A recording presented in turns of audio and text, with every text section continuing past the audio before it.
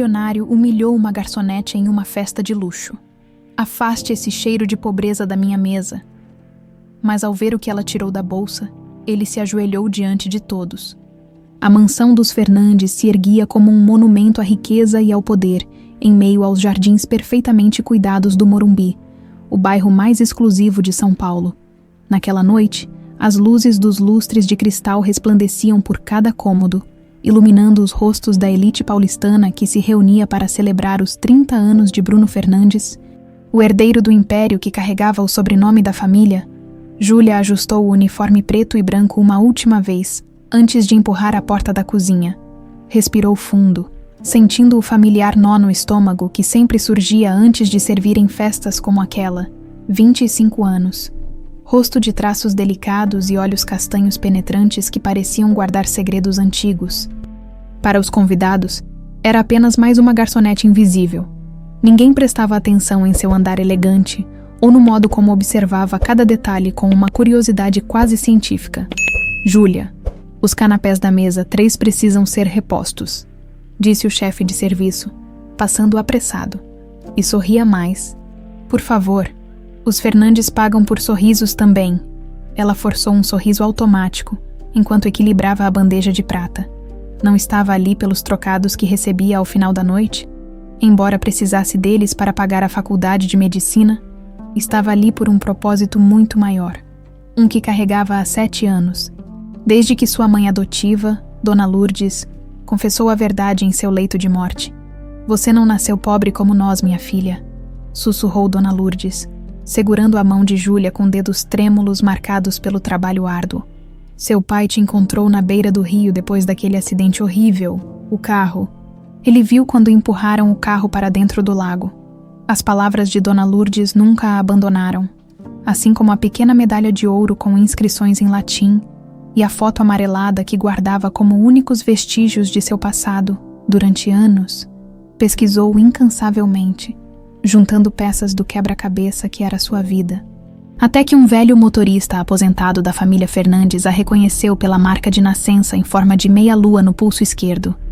Você é a cara da sua mãe, disse o homem com olhos marejados. E essa marca, igual à do jovem Bruno, vocês 2 nasceram com ela. Júlia desviou de um convidado bêbado que gesticulava amplamente enquanto narrava suas façanhas empresariais. Seus olhos localizaram Bruno Fernandes no centro do salão. Alto, bem vestido, com o mesmo tom de castanho nos olhos que ela via todas as manhãs no espelho. O homem que poderia ser a chave para todo o seu passado não fazia ideia de sua existência. Ei, você! Uma voz feminina cortou seus pensamentos. Uma mulher de meia-idade com joias extravagantes apontava para ela. Mais champanhe, por favor. Júlia serviu a taça com precisão ensaiada. Anos trabalhando em eventos haviam lhe dado a habilidade de se mover como uma sombra entre os ricos.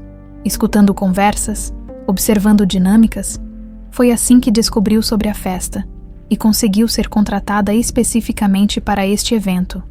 Do outro lado do salão, uma mulher de aproximadamente 50 anos, com elegância impecável e uma beleza que desafiava o tempo, monitorava cada movimento da festa com olhos de águia. Vanessa Fernandes, a segunda esposa do falecido Ricardo Fernandes, matriarca do clã desde o acidente que matou parte da família há 20 anos. O mesmo acidente que, segundo Dona Lourdes, não havia sido acidente algum. Atenção todos!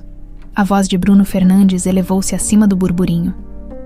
Agradeço a presença de cada um de vocês nesta noite especial. Júlia observou enquanto ele fazia um breve discurso, agradecendo à madrasta com um carinho que parecia quase ensaiado. Havia algo de artificial naquela relação que poucos pareciam notar. O anel que Bruno usava chamou sua atenção. Ouro com um brasão familiar, idêntico ao gravado na medalha que carregava consigo. A noite avançava, e Júlia continuava seu serviço, aproximando-se aos poucos do aniversariante. O momento certo viria. Tinha que vir. Mas o destino, como sempre, tinha seus próprios planos. Foi quando servia uma última rodada de champanhe que ouviu a comoção. Um senhor idoso, claramente perturbado, apontava para uma vitrine onde um relógio antigo deveria estar exposto. O relógio do seu pai sumiu, Bruno. O relógio que está na família há gerações. como se um interruptor tivesse sido acionado. O clima da festa transformou-se. Seguranças começaram a fechar as portas. Bruno, com o rosto contorcido numa máscara de fúria alimentada pelo excesso de álcool, começou a andar entre os funcionários. "Ninguém sai daqui até encontrarmos o relógio", anunciou ele, a voz carregada de autoridade e arrogância. "Comecem a revistar os funcionários." Júlia sentiu o estômago afundar. Não estava nos seus planos ser revistada. Não com a medalha na bolsa. Tentou misturar-se aos outros garçons, mas era tarde demais. Bruno a avistou, e algo em seu olhar mudou. "Você", apontou diretamente para ela. "Abra sua bolsa." "Senhor, eu... agora." O grito ecoou pelo salão, silenciando todas as conversas. Pessoas como você sempre querem tomar o que não lhes pertence. A humilhação queimava em seu rosto, enquanto todos os olhares convergiam para ela. As mãos tremiam levemente ao abrir a bolsa, mas não de medo, de raiva contida. Não era assim que planejara o encontro, mas talvez fosse melhor assim. A verdade explodindo como um relâmpago em meio à tempestade, do interior da bolsa. Retirou apenas 2 objetos: a foto amarelada de uma família diante de um lago e a pequena medalha de ouro. O silêncio que se seguiu foi ensurdecedor. Bruno, que se aproximara com postura acusatória, congelou ao ver a medalha. Toda a cor abandonou seu rosto como se tivesse visto um fantasma. Onde você conseguiu isso?" murmurou ele, a voz subitamente sóbria. Júlia manteve o olhar firme, a dignidade intacta apesar da humilhação pública. "Esta medalha estava comigo quando me encontraram na beira do rio Paranoá, há 20 anos.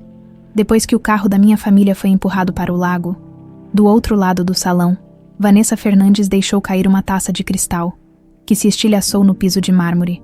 O som do vidro quebrando pareceu despertar Bruno de seu transe, com movimentos vacilantes. Puxou do pescoço uma corrente dourada, revelando uma medalha idêntica à de Júlia. "É impossível", sussurrou ele, caindo de joelhos diante dela, não por arrependimento superficial, mas tomado por um choque profundo. "Júlia, minha irmã Júlia está morta." "Aparentemente não", respondeu ela, sentindo uma estranha mistura de triunfo e confusão. O plano era confrontá-lo em particular, não causar um escândalo público. Mas agora que a verdade começava a emergir, não havia como recuar. Do canto do olho, percebeu Vanessa Fernandes, movendo-se rapidamente em direção a uma saída lateral. O rosto uma máscara de pavor e cálculo. A mesma expressão que Júlia imaginara tantas vezes nos momentos em que sonhava com este confronto. Uma idosa de cabelos grisalhos, que observava tudo com olhos arregalados, aproximou-se lentamente. "A marca", disse ela, apontando para o pulso esquerdo de Júlia, onde a meia-lua era visível. "Deixe-me ver a marca." Júlia estendeu o pulso. A mulher, que parecia ser a governanta, olhou do pulso de Júlia para o de Bruno. Visível agora que ele estendeu a mão para alcançar a medalha. "Meia-lua", murmurou a governanta. "Idênticas, meu Deus, você voltou." Bruno, ainda de joelhos, olhava para Júlia como se estivesse vendo além dela, talvez para o passado que compartilhavam, talvez para o futuro incerto que agora se desenhava à frente. Um futuro onde a garçonete humilhada revelava-se a peça que faltava no quebra-cabeça de uma família destruída por segredos e mentiras. O primeiro passo do plano de vingança de Júlia estava completo, mas o que ela não esperava era a explosão de emoções contraditórias diante do homem que acreditava ser seu inimigo, mas que agora parecia tão perdido quanto ela mesma. O silêncio no salão era denso, quase palpável. Os convidados observavam a cena com a fascinação mórbida de quem testemunha um acidente em câmera lenta. Bruno, ainda de joelhos, segurava a medalha de Júlia como se ela pudesse desintegrar-se a qualquer momento. "Alguém chame um médico", gritou um dos seguranças quando Bruno cambaleou, o rosto pálido como papel. "Eu sou médica." Júlia deu um passo à frente, o instinto profissional superando momentaneamente o turbilhão de emoções.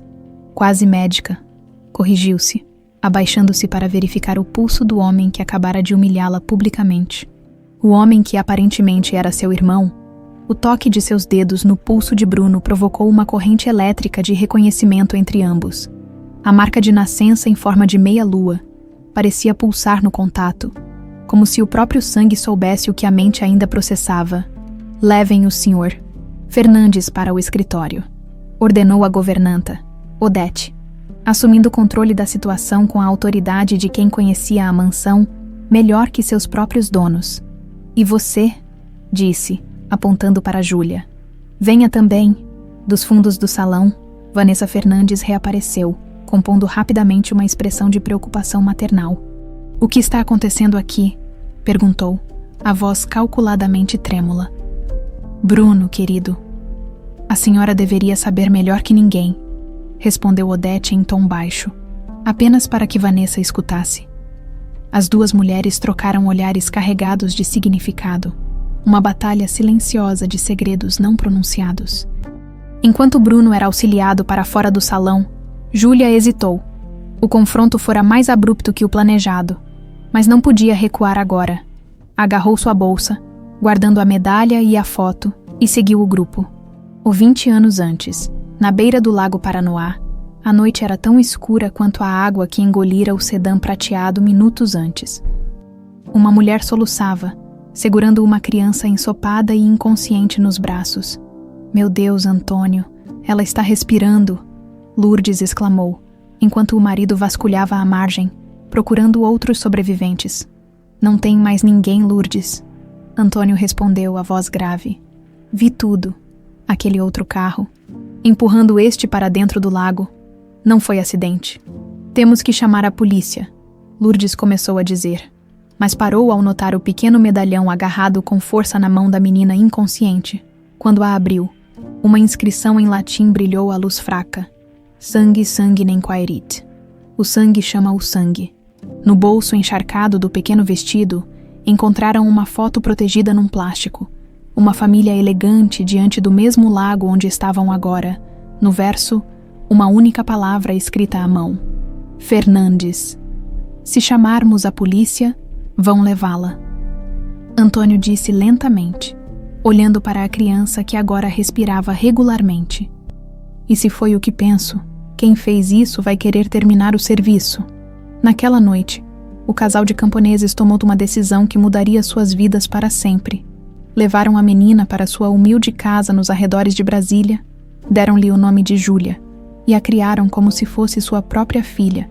No presente, o escritório da mansão dos Fernandes parecia um cenário de teatro onde todos interpretavam papéis bem ensaiados. Bruno, recuperando-se com um copo de uísque nas mãos, encarava Júlia com um misto de desconfiança e assombro. Vanessa permanecia de pé atrás de sua cadeira, mãos protetoras sobre seus ombros, olhos vigilantes como os de uma cobra. Odete mantinha-se discreta num canto, observando. Isso é algum tipo de golpe. Bruno finalmente quebrou o silêncio. Porque se for, é o mais elaborado que já vi. Júlia sustentou seu olhar. Acredite, eu preferia estar em qualquer lugar menos aqui. Então o que você quer? Dinheiro. Quero a verdade. Ela respondeu simplesmente. Há 20 anos, o carro da minha família foi empurrado para o lago Paranoá. Cresci acreditando ser filha de camponeses, até que minha mãe adotiva, no leito de morte, me contou que meu pai me encontrou às margens do lago naquela noite com esta medalha. Ela colocou o objeto sobre a mesa, e esta foto, Bruno pegou a fotografia com mãos trêmulas. Nela, um homem elegante segurava 2 crianças de aproximadamente 3 anos no colo, ao lado de uma mulher jovem e sorridente. O lago Paranoá formava um cenário sereno ao fundo. Este é meu pai e este sou eu, ele murmurou, passando o dedo sobre a imagem. Mas esta mulher não é minha mãe, e esta outra criança?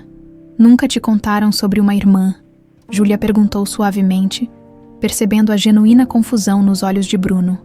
Não, ele respondeu, olhando instintivamente para Vanessa. Sempre me disseram que cresci como filho único, que minha mãe morreu no parto. Vanessa interviu, a voz doce como mel envenenado. Bruno, querido, este é claramente um esquema elaborado. Qualquer um pode forjar uma foto antiga hoje em dia. E quanto à medalha, bem, joias podem ser replicadas. E a marca de nascença, Júlia desafiou, estendendo o pulso. Também foi forjada. O ar pareceu vibrar com tensão enquanto Bruno alternava o olhar entre seu próprio pulso e o de Júlia.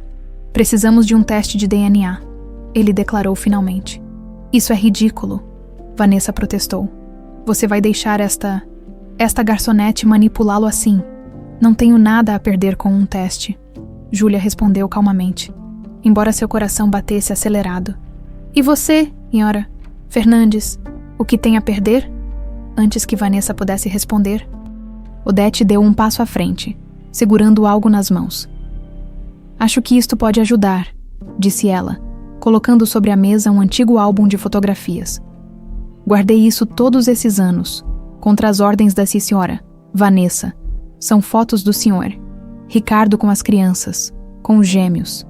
Gêmeos, Bruno repetiu. Incrédulo, Odete assentiu, abrindo o álbum em uma página específica. Ali estava, inequívoca, a prova. Ricardo Fernandes segurando 2 bebês idênticos, cada um com uma pequena marca de nascença em forma de meia-lua no pulso esquerdo. Vanessa avançou para tomar o álbum, mas Bruno foi mais rápido, arrancando-o de suas mãos. Por que escondeu isso de mim? Ele exigiu, levantando-se abruptamente. Todos esses anos. Para te proteger, Vanessa retrucou, abandonando momentaneamente a fachada gentil. Você era apenas uma criança quando aconteceu o acidente. Os médicos disseram que o trauma poderia te destruir se soubesse toda a verdade. Que verdade? Bruno bateu o punho na mesa, fazendo todos saltarem. Que eu tinha uma irmã, que minha família inteira foi apagada da minha memória. Num canto do escritório, o velho motorista que havia reconhecido Júlia meses antes observava tudo. Foi ele quem primeiro notou como Vanessa deslizava discretamente a mão para dentro da bolsa. Cuidado! Ele gritou, no momento em que ela puxava um pequeno revólver. Tudo aconteceu muito rápido. Odete empurrou Júlia para trás de uma estante. Bruno jogou-se para o lado. O segurança na porta avançou, apenas para ser atingido no ombro por um tiro, aproveitando o caos. Vanessa correu para a porta dos fundos que dava para os jardins da mansão. Desaparecendo na noite, o alarme da mansão começou a soar. Sirenes distantes indicavam a aproximação da polícia. No escritório, em meio ao turbilhão de pessoas entrando e saindo, Bruno e Júlia encontraram-se olhando um para o outro, unidos pelo choque e pela revelação. Acho que isso responde se minha história é verdadeira, Júlia comentou com uma calma que não sentia. Bruno assentiu lentamente, a arrogância completamente ausente de seu rosto agora vulnerável. Parece que temos muito o que conversar, irmã. A palavra pairou entre eles, estranha e familiar ao mesmo tempo, como uma ponte frágil sobre 2 décadas de separação, mentiras e memórias perdidas. 3 dias após o incidente na festa, Júlia recebeu uma ligação inesperada. O número era desconhecido, mas a voz, com seu tom autoritário e um leve embaraço, era inconfundível. Gostaria que viesse à mansão hoje, disse Bruno sem apresentações, para conversarmos. Júlia hesitou, olhando ao redor do seu pequeno apartamento. Livros de medicina empilhados na mesa. Um jaleco pendurado atrás da porta. A vida simples que construíra com tanto esforço. Uma vida que, de repente, parecia pertencer a outra pessoa. Vanessa, perguntou, segurando o telefone com força. Desapareceu? A polícia está procurando, mas conhecendo-a como conheço, deve estar em algum país sem tratado de extradição. Houve uma pausa. Precisamos conversar, Júlia, por favor. Era a primeira vez que o ouvia dizer seu nome sem arrogância ou desconfiança. Soava estranho, quase fraternal. Estarei aí em 1 hora. A mansão dos Fernandes parecia diferente à luz do dia, sem a extravagância da festa. Era possível ver os detalhes da arquitetura colonial portuguesa, os vitrais que contavam a história da família, os retratos de ancestrais observando com olhares severos a estranha que poderia ser uma deles. O velho motorista, Sebastião, esperava na porta principal. Ele está na biblioteca. Senhorita, informou com um leve sorriso. Sabe, eu sempre soube que um dia você voltaria. Tem os olhos de sua mãe. Minha mãe, Júlia repetiu lentamente. A mulher da foto. Teresa. Sebastião assentiu com tristeza. Uma alma gentil. Trabalhava aqui na mansão. antes que Júlia pudesse perguntar mais. A imponente figura de Odete surgiu no corredor. "Chega de conversas de corredor, Sebastião", repreendeu a governanta. "A menina tem assuntos sérios para tratar." Odete conduziu Júlia através do intrincado labirinto de corredores da mansão, até parar diante de uma pesada porta de carvalho. "O jovem Bruno está diferente", avisou em voz baixa. "Nunca o vi assim antes. É como se..." Hesitou, escolhendo as palavras. Como se estivesse acordando de um longo sono. Júlia respirou fundo e entrou na biblioteca.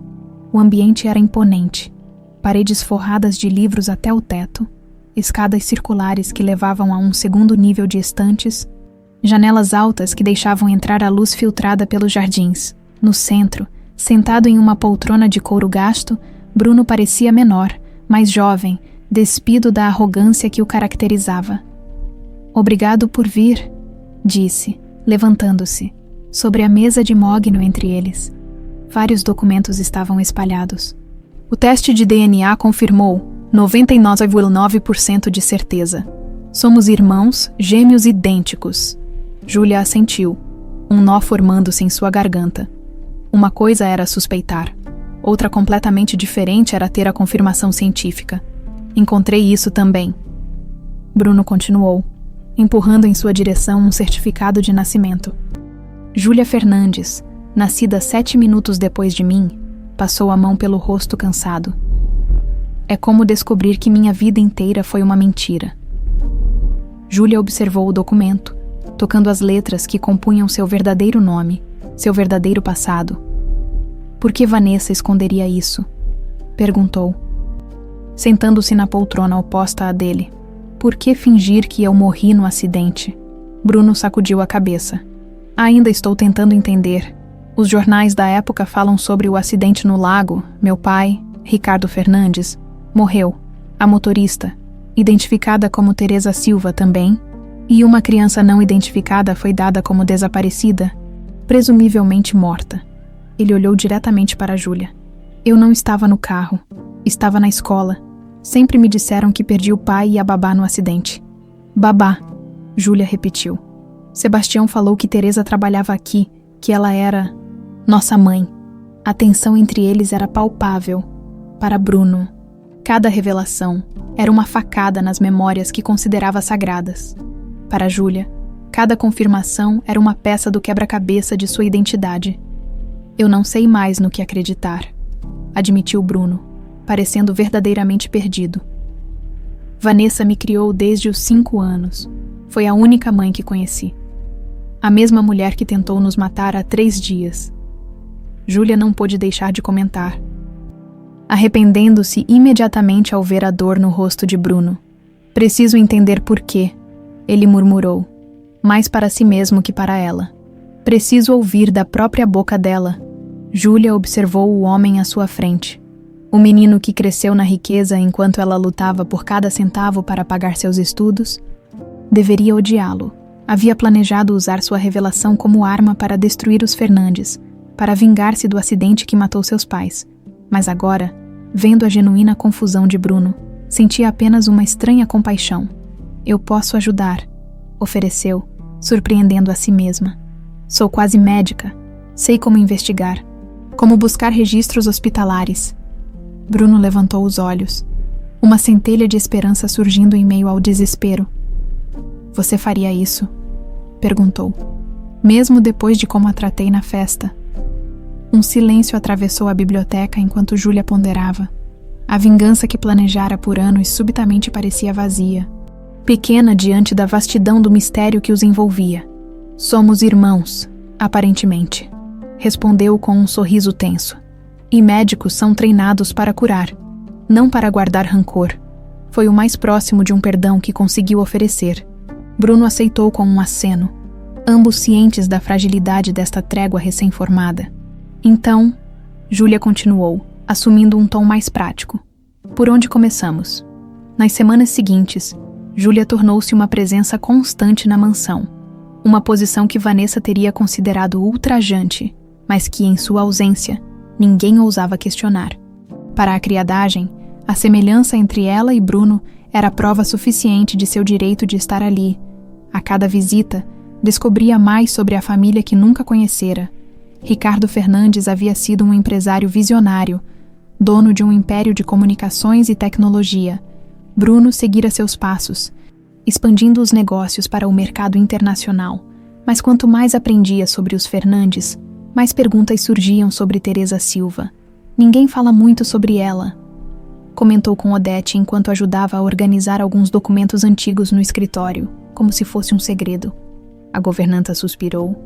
Olhando em volta para certificar-se de que estavam sozinhas, Teresa era mais do que uma empregada, confessou finalmente. Era minha melhor amiga. E sim, era mãe de vocês dois. Júlia sentiu o coração acelerar. Ricardo sabia? Claro que sabia. Odete sorriu com tristeza. Foi ele quem insistiu em registrar vocês como Fernandes legítimos, contra todos os costumes da época. E Vanessa? O sorriso de Odete desapareceu. Vanessa era a noiva oficial, de família tradicional, quando descobriu sobre Teresa e as crianças. Ela parou, como se temesse as próprias palavras. Algumas mulheres transformam a rejeição em ódio, Júlia. Um ódio que pode esperar anos para se materializar, antes que pudessem continuar. Ouviram passos pesados no corredor. Bruno apareceu na porta, o rosto tenso. Precisamos conversar, disse, lançando um olhar significativo para Odete, que rapidamente se retirou. Houve uma invasão no seu apartamento. O sangue de Júlia gelou. Como, aparentemente, alguém estava procurando algo. Viraram tudo de cabeça para baixo, mas a polícia não sabe ainda se levaram alguma coisa. A medalha, Júlia sussurrou, instintivamente tocando o pescoço onde agora a carregava pendurada numa corrente. Eles queriam a medalha. Bruno assentiu gravemente. Acho que não é seguro você ficar sozinha. Tem muita coisa que ainda não entendemos. Está me convidando para morar aqui? Júlia perguntou, incrédula. Um silêncio desconfortável cresceu entre eles. Era um passo grande demais, cedo demais. Estou oferecendo proteção. Bruno finalmente respondeu. Até descobrirmos toda a verdade. Júlia contemplou a oferta. Morar na mansão significaria abandonar a independência pela qual tanto lutara, mas também a aproximaria das respostas que buscava há tanto tempo. Aceito, decidiu. Mas com uma condição, continuarei meus estudos e meu estágio no hospital.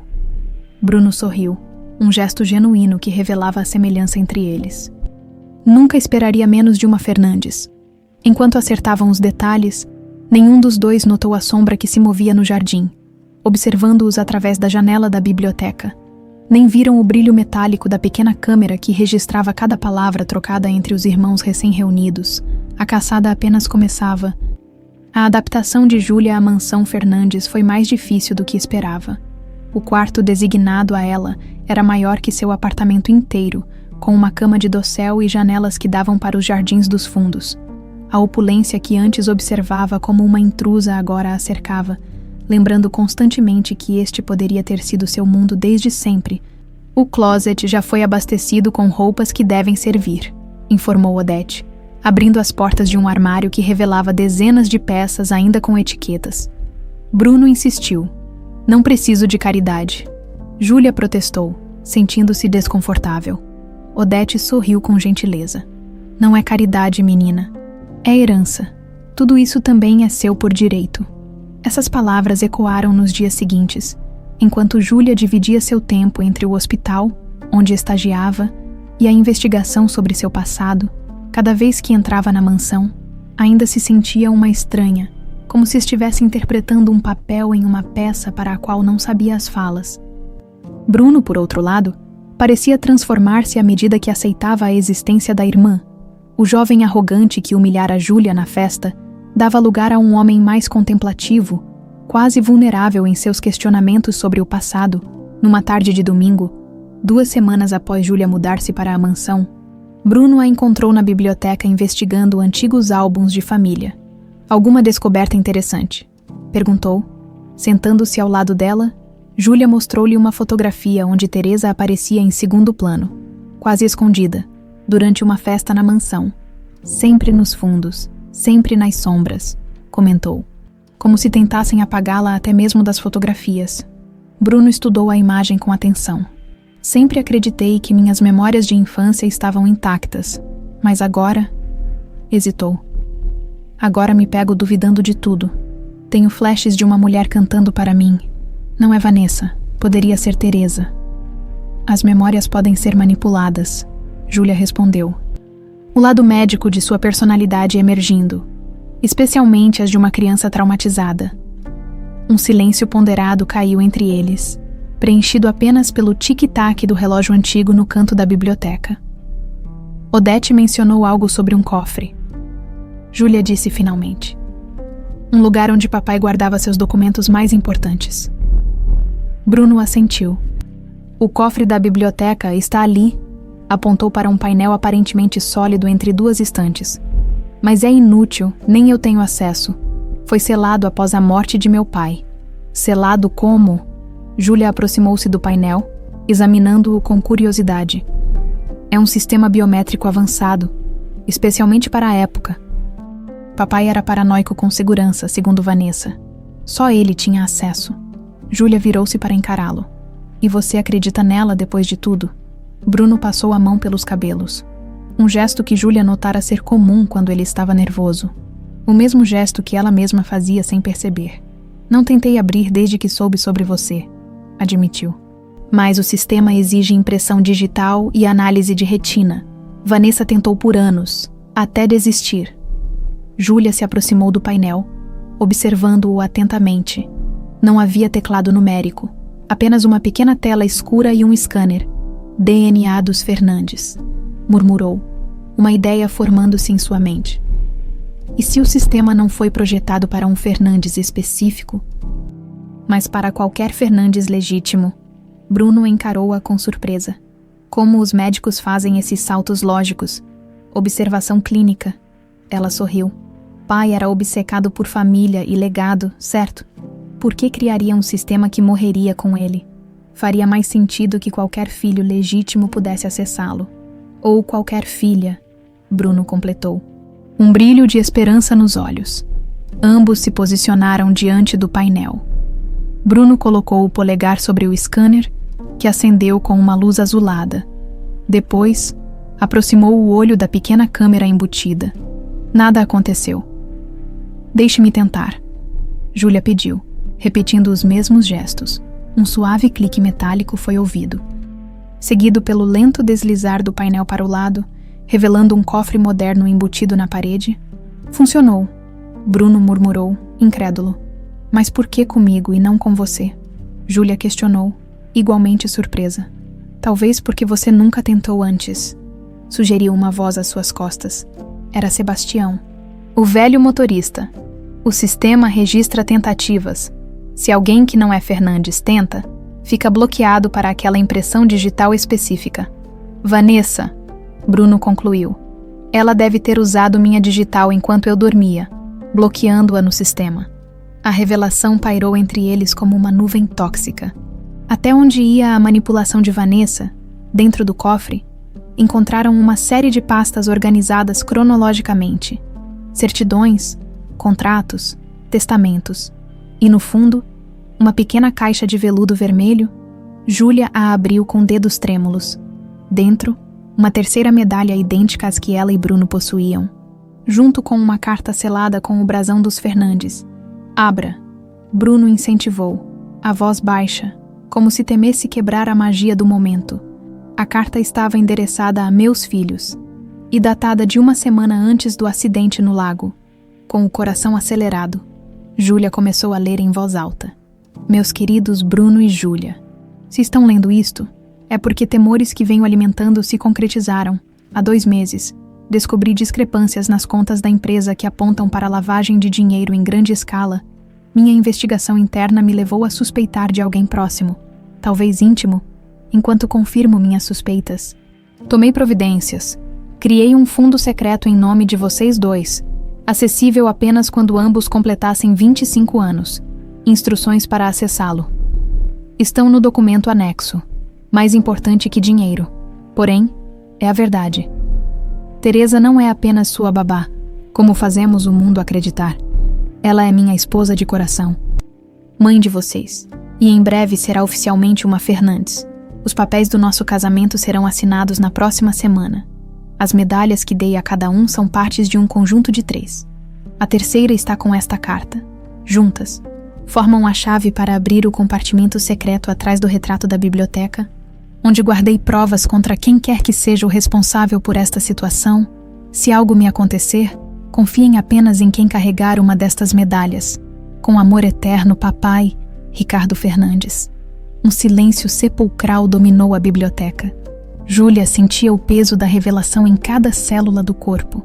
Não era apenas uma busca por identidade. Era uma conspiração que custara vidas. Ele sabia. Bruno finalmente falou, a voz embargada. Sabia que corria perigo. E planejava se casar oficialmente com Teresa, completou Júlia. O que teria deixado Vanessa? Sem nada, Bruno concluiu. Sem dinheiro. Sem status. Sem o império que ela ajudou a construir. Júlia segurou a terceira medalha, sentindo seu peso na palma da mão. Fala sobre um compartimento secreto atrás do retrato. Qual retrato? Ambos olharam ao redor, para as dezenas de pinturas que decoravam as paredes da biblioteca. Tem que ser importante. Simbólico, raciocinou Bruno, girando lentamente. Seus olhos pousaram sobre um grande retrato de Ricardo Fernandes, imponente em seu terno escuro, diante de uma paisagem que lembrava o lago Paranoá. Aquele. O som de passos no corredor os fez congelar, rapidamente. Bruno guardou a carta no cofre. Fechando-o, Júlia escondeu a terceira medalha no bolso. Odete apareceu na porta, o rosto pálido. Aconteceu algo, anunciou com voz trêmula. O carro de Júlia, no estacionamento do hospital, foi sabotado. Os freios foram cortados. Meu Deus, Júlia murmurou. Como descobriram? Um mecânico notou o problema durante uma ronda de segurança. Se você tivesse dirigido... Odete não completou a frase. Bruno colocou um braço protetor ao redor dos ombros da irmã. Não estamos mais seguros, concluiu, o rosto endurecido pela raiva.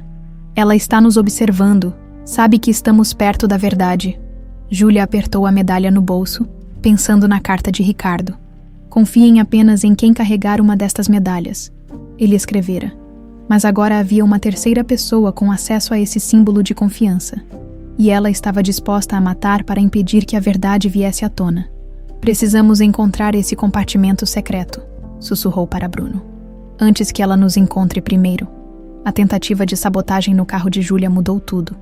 A mansão, que já era um labirinto de segredos, transformou-se numa fortaleza. Bruno triplicou a segurança, instalou câmeras adicionais e contratou guardas para monitorar o perímetro 24 horas por dia. Estamos praticamente em prisão domiciliar, reclamou Júlia durante o jantar, 2 noites depois do incidente. Prefiro você viva e reclamando do que morta num acidente casual, Bruno respondeu, cortando metodicamente o filé em seu prato. A polícia ainda não tem pistas sobre Vanessa. É como se ela tivesse evaporado. Júlia brincou com a comida, sem apetite. A terceira medalha pesava no bolso de seu roupão. Não se separava dela nem para dormir. Sobre o retrato na biblioteca. Começou, baixando a voz apesar de estarem sozinhos na imensa sala de jantar. Precisamos examinar melhor. Bruno assentiu discretamente. Esta noite, quando todos estiverem dormindo. A rotina da mansão era previsível. À meia-noite, a criadagem se recolhia. Os guardas externos faziam rondas cronometradas. Entre 2h e 2h15 da manhã, havia uma janela perfeita, quando o turno mudava. Naquele horário preciso, Júlia encontrou Bruno na biblioteca. Ele já havia afastado a mesa que ficava sob o grande retrato de Ricardo Fernandes. Estive pensando, sussurrou Bruno. A carta menciona que as 3 medalhas juntas formam a chave. Ele retirou sua própria medalha do pescoço. Tente encaixá-las de alguma forma. Júlia analisou as 3 peças idênticas. Cada uma tinha o brasão dos Fernandes de um lado e a inscrição em latim do outro. Notou então algo que antes passara despercebido. Pequenas ranhuras nas bordas, quase invisíveis. Olhe, mostrou a Bruno. Elas se encaixam, como um quebra-cabeça.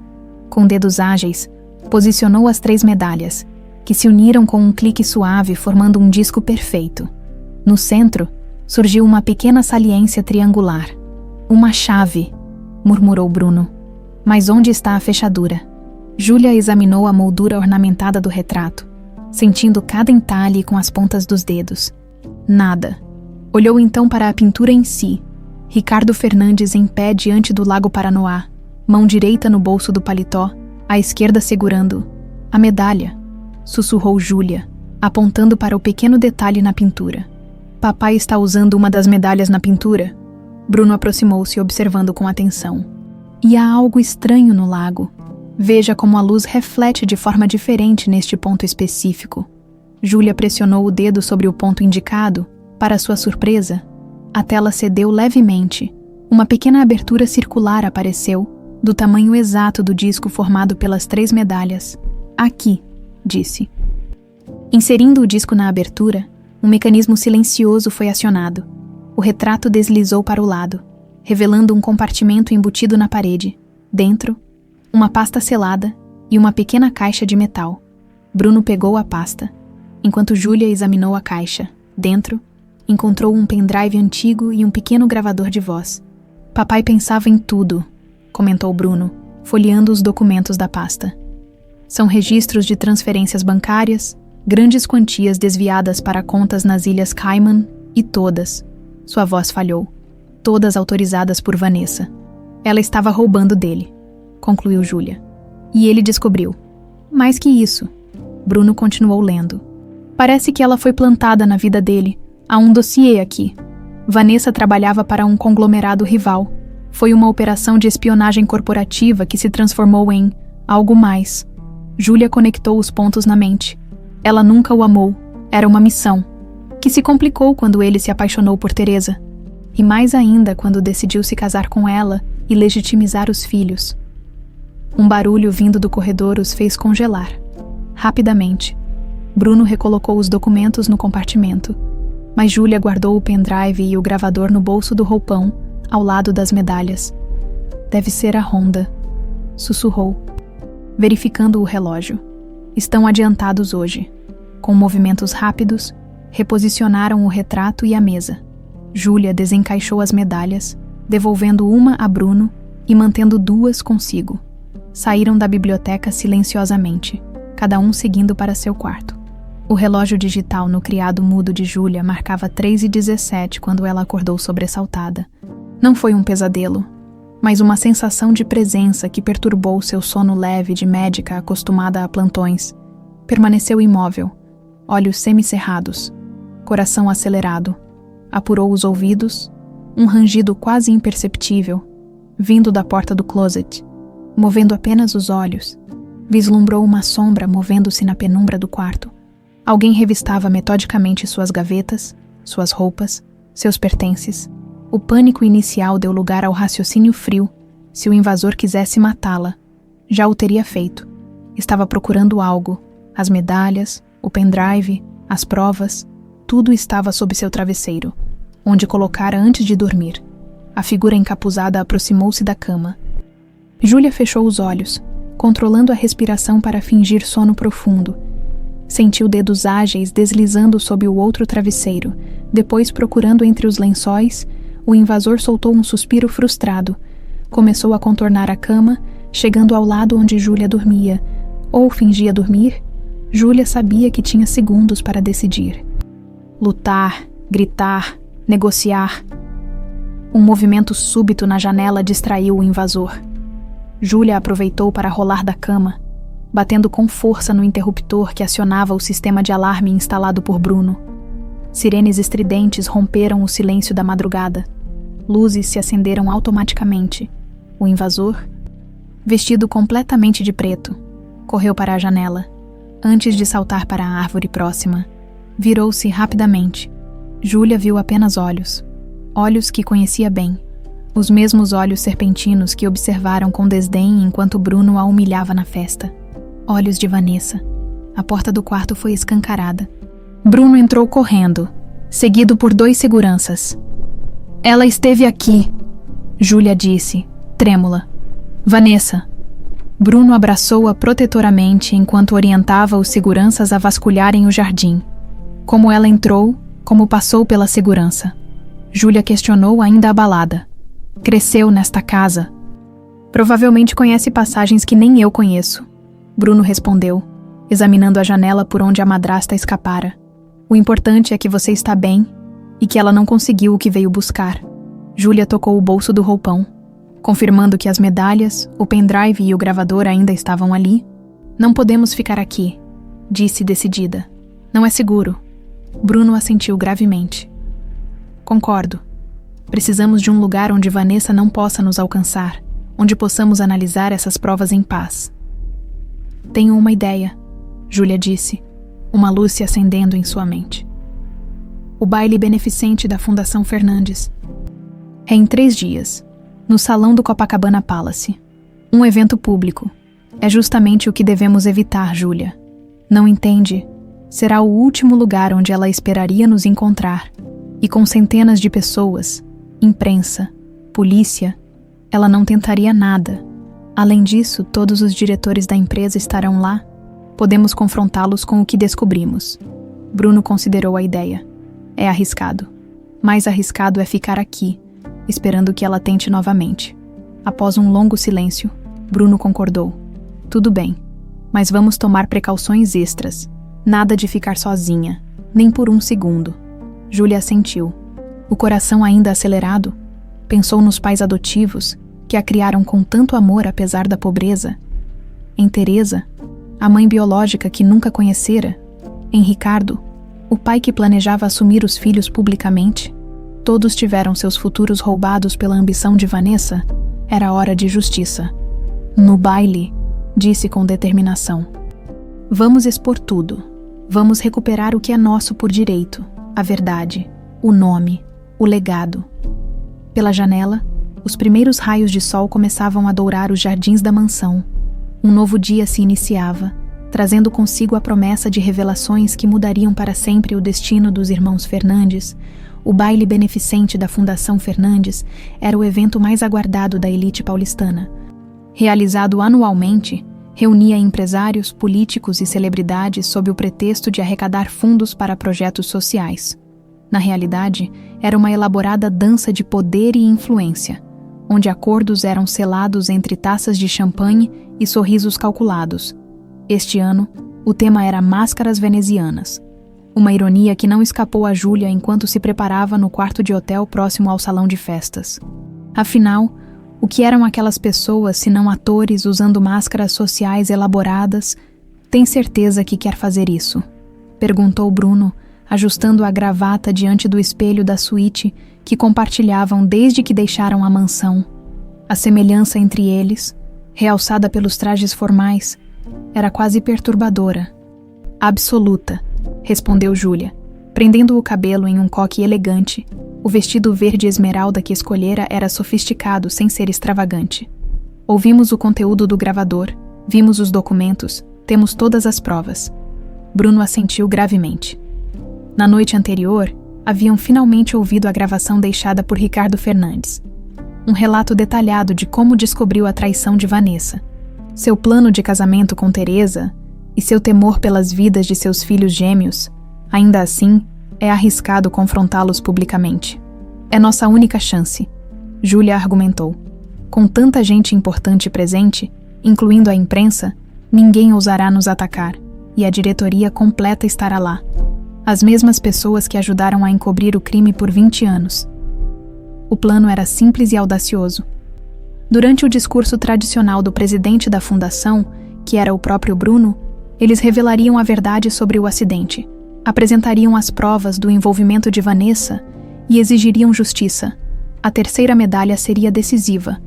Nela, Ricardo havia gravado uma microcâmera, captando uma confissão de Vanessa dias antes do acidente. Uma batida na porta interrompeu a conversa. Era Sebastião, o velho motorista, vestido com um elegante terno. Está tudo pronto, senhor. A segurança foi reforçada como solicitado. Bruno consultou o relógio. Vamos então. Mantenha o carro pronto para uma saída rápida, se necessário. Sebastião assentiu, lançando um olhar preocupado para Júlia. Tenha cuidado, menina. Vanessa sempre foi mais esperta do que aparentava. O caminho para o salão foi tenso, cada esquina trazendo a apreensão de uma emboscada. mas chegaram sem incidentes. O Copacabana Palace brilhava como uma joia iluminada na noite do Rio de Janeiro. Seus salões transformados em um cenário de glamour atemporal, à entrada, convidados exibiam máscaras elaboradas, criando um mar de rostos anônimos adornados com penas, cristais e lantejoulas. Júlia e Bruno optaram por máscaras simples, que cobriam apenas os olhos, o suficiente para preservar o elemento surpresa até o momento certo. Sr. Fernandes, que prazer tê-lo conosco, cumprimentou o anfitrião. E esta é minha irmã, Júlia Fernandes. Bruno respondeu, observando o choque mal disfarçado no rosto do homem. Irmã, não sabia que o senhor... Há muitas coisas que as pessoas não sabem sobre a família Fernandes, interrompeu Júlia com um sorriso educado. Mas isso está prestes a mudar. Entraram no salão principal, onde centenas de convidados circulavam entre mesas refinadamente decoradas. Uma orquestra tocava músicas suaves, criando uma atmosfera de sofisticação calculada, conforme planejado. Bruno dirigiu-se ao palco para os preparativos do discurso. Enquanto Júlia circulava estrategicamente entre os membros da diretoria, Senhorita, um homem idoso a abordou, os olhos estreitando-se por trás da máscara ornamentada. Perdoe-me, mas você me parece familiar. Sou Júlia Fernandes, Sr. Mendonça, respondeu, reconhecendo o diretor financeiro que assinara vários dos documentos incriminadores. Filha de Ricardo Fernandes. O homem empalideceu, procurando apoio na mesa próxima. Impossível. A filha de Ricardo morreu no acidente do lago. Foi o que Vanessa quis que todos acreditassem. Júlia inclinou-se, baixando a voz. Tenho provas de que não foi acidente e de que o senhor ajudou a encobrir tudo. Antes que o homem pudesse responder. As luzes diminuíram e um foco iluminou o palco. Era o momento do discurso. Bruno subiu ao palco com a elegância característica dos Fernandes. Sua presença atraiu imediatamente a atenção de todos. Aquele era seu mundo, o palco que Vanessa construíra para ele enquanto mantinha os cordões firmemente em suas mãos. Boa noite a todos, começou. É uma honra recebê-los em mais um baile beneficente da Fundação Fernandes. Júlia posicionou-se estrategicamente próxima ao palco, observando a reação da diretoria. Notou como alguns pareciam tensos, provavelmente alertados por sua presença inesperada. Este ano nosso tema são as máscaras, continuou Bruno. Símbolo do que escondemos, do que revelamos e do que pretendemos ser. Um movimento na entrada do salão chamou a atenção de Júlia. Uma mulher usando um elaborado vestido vermelho e uma máscara que cobria quase todo o rosto. Entrava discretamente, acompanhada por 2 homens corpulentos, mesmo com o disfarce. Júlia reconheceu imediatamente a postura elegante e ameaçadora. Vanessa, com o coração disparado. Júlia fez um sinal discreto para Bruno, que assentiu imperceptivelmente sem interromper o discurso. A Fundação Fernandes sempre defendeu a transparência, prosseguiu ele. E hoje, mais do que nunca, essa transparência é necessária, porque por trás das máscaras da caridade e filantropia, crimes foram cometidos, mentiras foram contadas, vidas foram destruídas. Um murmúrio percorreu o salão. Este não era o discurso tradicional. Há 20 anos, Bruno continuou, a voz crescendo em intensidade. Meu pai, Ricardo Fernandes, descobriu uma fraude monumental dentro de sua própria empresa. Descobriu que sua esposa, Vanessa, trabalhava para concorrentes, desviando milhões. Descobriu que seu império estava sendo sabotado por aqueles em quem mais confiava. Os burburinhos aumentaram. Jornalistas presentes começaram a anotar freneticamente. Júlia notou Vanessa movimentando-se para uma posição mais próxima ao palco, os 2 homens seguindo-a como sombras. Quando meu pai decidiu expor a verdade e se casar com a mãe de seus filhos gêmeos, Teresa Silva, Vanessa orquestrou o que todos conhecem como o acidente do Lago Paranoá.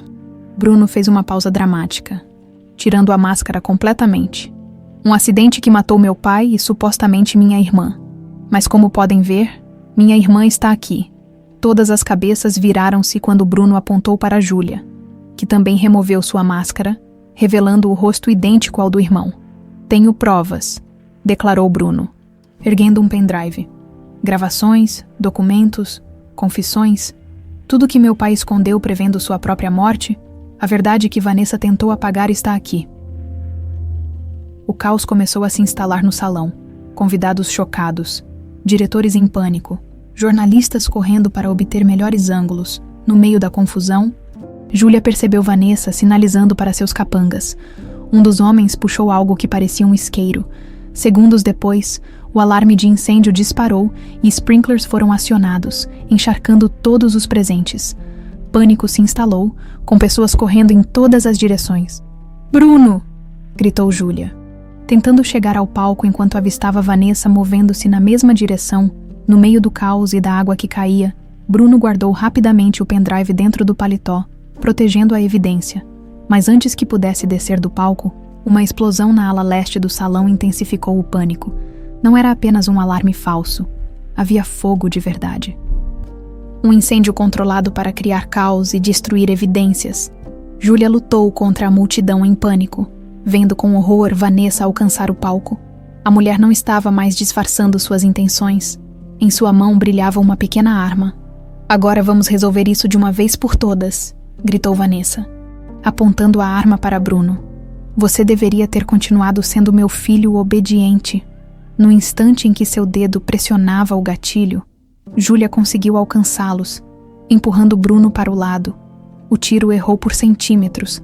Aproveitando a distração, Bruno agarrou o braço de Vanessa, iniciando uma luta pelo controle da arma. "O testamento!" gritou Júlia, percebendo o motivo da presença de Vanessa. "Ele está com você." "No bolso interno." Bruno respondeu entre dentes, ainda lutando. Júlia mergulhou as mãos no paletó encharcado do irmão, encontrando não apenas o pendrive, mas também o envelope impermeabilizado contendo o testamento original de Ricardo Fernandes, o documento que provava que Teresa era a verdadeira herdeira, e seus filhos gêmeos os legítimos sucessores. O calor aumentava rapidamente. O fogo, alimentado pelos materiais decorativos, avançava pelo salão. "Temos que sair daqui!" Júlia gritou, guardando os documentos, em um movimento desesperado. Vanessa conseguiu se soltar, apontando novamente a arma. Mas antes que pudesse atirar, parte do teto decorativo desabou entre eles, criando uma barreira temporária de escombros. "Vamos!" Bruno agarrou a mão de Júlia, puxando-a para a saída de emergência, enquanto corriam pelo corredor enfumaçado. Ouviram o grito enraivecido de Vanessa atrás deles, seguido por outro estrondo de estruturas desabando. "Ela vai nos seguir!" ofegou Júlia. "Não por este caminho!" respondeu Bruno, guiando-a por uma passagem lateral que levava aos jardins do hotel. No ar da noite, longe do caos e do fogo, os irmãos finalmente pararam para recuperar o fôlego. Sirenes de bombeiros aproximavam-se rapidamente. "Os documentos?" perguntou Bruno. Júlia bateu no bolso encharcado do vestido. "Salvos. Temos tudo o que precisamos agora." Olharam para o magnífico hotel, onde línguas de fogo consumiam o que deveria ter sido seu momento de triunfo. "Não acabou", murmurou Bruno. "Ela não vai desistir facilmente." "Não", concordou Júlia, a determinação brilhando em seus olhos idênticos aos do irmão. "Mas estamos mais perto do que nunca." A fumaça do Copacabana Palace era visível de quilômetros de distância. Caminhões de bombeiros, ambulâncias e viaturas policiais bloqueavam as ruas adjacentes, enquanto convidados encharcados e cobertos de fuligem eram atendidos nos jardins. Bruno e Júlia se esconderam atrás de uma fileira de palmeiras. Observando o caos à distância, os documentos resgatados haviam sido cuidadosamente guardados em uma pasta plástica impermeável que Bruno sempre carregava desde que descobriram o cofre da biblioteca. "Precisamos sair daqui", sussurrou ele, verificando os arredores com olhos atentos. "Vanessa provavelmente já tem pessoas nos procurando." "Para onde vamos?" perguntou Júlia. Tremendo em seu vestido ensopado, "Não podemos voltar para a mansão ou para o hotel." Bruno pensou por um momento. "Conheço um lugar, um apartamento registrado sob o nome de uma empresa subsidiária. Nem Vanessa sabe sobre ele. Sebastião, o fiel motorista, encontrou-os conforme o combinado. Dirigindo um carro discreto em vez da limusine habitual, o velho homem suspirou aliviado ao vê-los sãos e salvos. "Graças a Deus", murmurou abrindo a porta. "Quando vi o incêndio pensei o pior." "Foi por pouco", respondeu Bruno, ajudando Júlia a entrar no veículo. "Lembra-se do apartamento na Barra?" Aquele que papai mantinha para reuniões privadas. Sebastião assentiu, engatando a marcha. Ninguém vai procurá-los lá. Durante o trajeto, Júlia observava as ruas da cidade com olhos vigilantes, procurando qualquer sinal de perseguição. Seu corpo doía, a adrenalina começava a ceder, revelando os verdadeiros impactos da luta. Uma queimadura leve no braço, um corte na mão, o tornozelo latejando. "Você está bem?", perguntou Bruno, notando sua expressão de dor. "Vou sobreviver", ela respondeu com um meio sorriso. Anos de plantão no hospital me ensinaram a ignorar dores menores. O apartamento na Barra da Tijuca era um refúgio minimalista com vista para o mar. Sem a opulência da mansão Fernandes, mas elegante em sua simplicidade. Mais importante, era seguro e anônimo.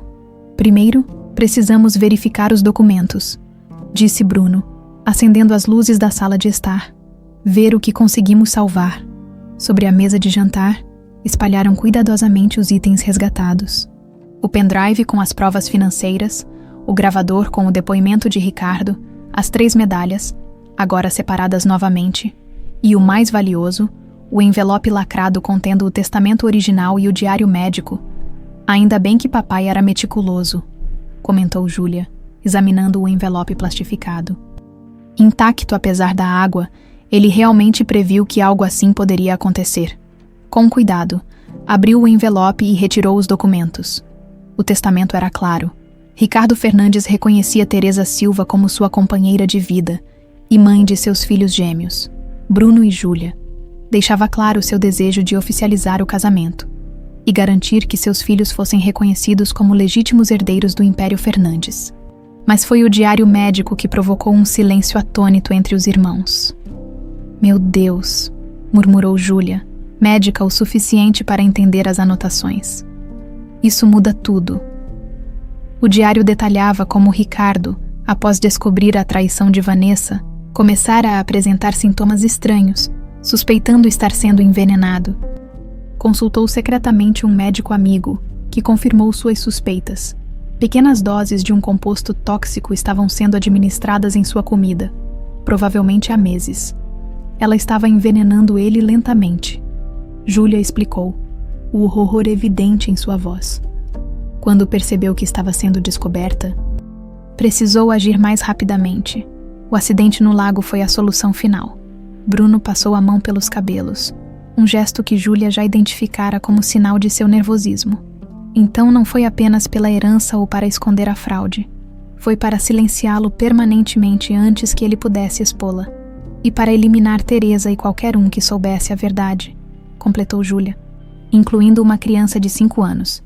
Um silêncio pesado recaiu sobre eles, quebrado apenas pelo som distante das ondas quebrando na praia. A enormidade do crime cometido por Vanessa tornava-se mais clara a cada nova revelação. Bruno conectou o pendrive ao laptop que mantinha no apartamento. Uma série de arquivos apareceu na tela. Registros bancários, e-mails codificados, fotos de encontros secretos entre Vanessa e executivos de empresas concorrentes. "Aqui está", disse ele, abrindo um vídeo. A gravação da microcâmera na medalha. A imagem era granulada, captada de um ângulo estranho. Provavelmente do bolso de Ricardo. Mostrava Vanessa em uma reunião sigilosa com um homem que Júlia reconheceu como o atual presidente do Conselho da Fernandes Comunicações. "É só uma questão de tempo até ele assinar o Novo Testamento", dizia Vanessa na gravação. "Precisamos agir antes. O plano para o lago está pronto, Ricardo. Aquela vagabunda e a garota não vão sobreviver. Quanto ao menino, já está praticamente sob meu controle, com as drogas que tenho administrado a Ricardo. Ele acreditará em qualquer história que eu contar." "E os documentos da fraude?", perguntava o homem. "Desaparecerão no acidente. Todos acreditarão que foi uma tragédia, não um crime." Bruno pausou o vídeo, o rosto pálido de fúria e choque. Ela planejou tudo, cada detalhe. "E aquele homem?", Júlia apontou para a tela congelada. "Ainda está no comando da empresa. Todos eles continuaram com suas vidas enquanto acreditavam ter nos destruído." Bruno fechou o laptop com um movimento brusco. "Amanhã vamos à polícia com tudo isso. Não há como escaparem, Vanessa. O conselho, todos os envolvidos." Um estrondo violento estremeceu a porta do apartamento. Ambos congelaram, Outro estrondo, mais forte. Alguém estava tentando arrombar a entrada. Impossível, sussurrou Bruno. Ninguém sabe sobre este lugar. Júlia rapidamente recolheu os documentos, guardando-os novamente no envelope. Deve haver algum dispositivo de rastreamento em você, em mim, no carro. Um terceiro golpe, e a madeira cedeu parcialmente. Através da fresta, viram homens usando máscaras e roupas escuras, os mesmos capangas que acompanhavam Vanessa no baile. A sacada. Bruno apontou para a varanda. Dá para o apartamento vizinho, vamos? Enquanto corria, Júlia olhou para trás apenas uma vez. A porta finalmente cedeu, no meio dos invasores. Elegante mesmo em meio à violência, estava Vanessa. Seus olhos encontraram os de Júlia por um instante. Não havia mais fingimento neles, apenas ódio puro e a determinação fria de quem mataria sem hesitação. Na sacada, Bruno já havia pulo para o apartamento adjacente, vazio e escuro. Estendeu a mão para ajudar a irmã, no momento exato em que um tiro ecoou. A bala passou raspando pelo rosto de Júlia, atingindo a parede de concreto. Com um impulso desesperado, ela saltou, agarrando a mão de Bruno. Outro tiro, errando por centímetros. Eles correram pelo apartamento desconhecido, descendo as escadas de emergência enquanto ouviam vozes e passos atrás deles. No térreo, Sebastião aguardava com o motor ligado, como se tivesse previsto o desastre. Saltaram para dentro do carro, que arrancou antes mesmo que fechassem as portas. Como eles nos encontraram? Perguntou Júlia, respiração ofegante. O relógio. Bruno subitamente arrancou o relógio de pulso, jogando-o pela janela. Era um presente de Vanessa no meu último aniversário. Deve ter um rastreador. Júlia olhou para o irmão com uma mistura de admiração e frusteza. Ela realmente pensou em tudo. Quase tudo, corrigiu Bruno, batendo no bolso onde guardara o envelope com as provas. Mas nós também, através do espelho retrovisor, viram 2 SUVs pretas perseguindo-os pelas ruas da Barra. Sebastião, com a habilidade de quem conhecia cada rua do Rio, fez manobras impossíveis, cortando por becos e avenidas, até finalmente despistá-los. Para onde agora? Perguntou o velho motorista, o rosto tenso de concentração. Bruno e Júlia trocaram olhares. Havia apenas um lugar onde poderiam encontrar as respostas finais. Um lugar que Vanessa temeria mais que qualquer outro. Hospital São Lucas, respondeu Júlia. Na ala de tratamento de longo prazo. Os arquivos médicos haviam revelado um último segredo. Talvez o mais chocante de todos. Teresa Silva não havia morrido no acidente como todos acreditavam.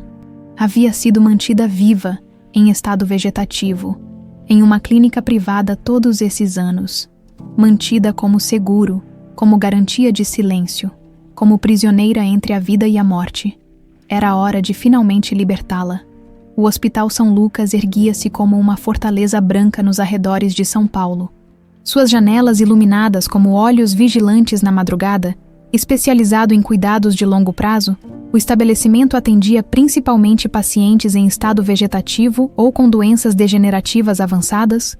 Sua ala privativa, conhecida por sua discrição absoluta, servia à elite que preferia manter seus problemas de saúde longe dos holofotes. Sebastião estacionou discretamente nos fundos, onde a vigilância era menos rigorosa. Bruno consultou o relógio. 3:30 da manhã. O turno mais sonolento em qualquer hospital. Como vamos entrar? Sussurrou, olhando para os portões fechados. Júlia sorriu, tirando do bolso um crachá. Algumas vantagens de ser quase médica. Fiz estágio aqui por 3 meses antes de descobrir quem eu realmente era. A familiaridade de Júlia com a rotina hospitalar e seu crachá ainda válido os levou por corredores secundários, evitando as principais áreas de circulação. O pavilhão privativo ficava no último andar, isolado por portas que exigiam identificação especial. Isso não vai funcionar aqui, admitiu Júlia, encarando o leitor biométrico na entrada do setor VIP. Bruno examinou o sistema com olhos analíticos. Conheço esse modelo. É fabricado por uma subsidiária da Fernandes Tecnologia. Tirou do bolso seu celular corporativo, abriu um aplicativo específico e aproximou-o do leitor. A luz vermelha piscou por alguns segundos antes de mudar para verde. A porta desbloqueou com um clique suave. Vantagens de ser CEO, murmurou com um meio sorriso. O corredor à frente era silencioso e luxuoso.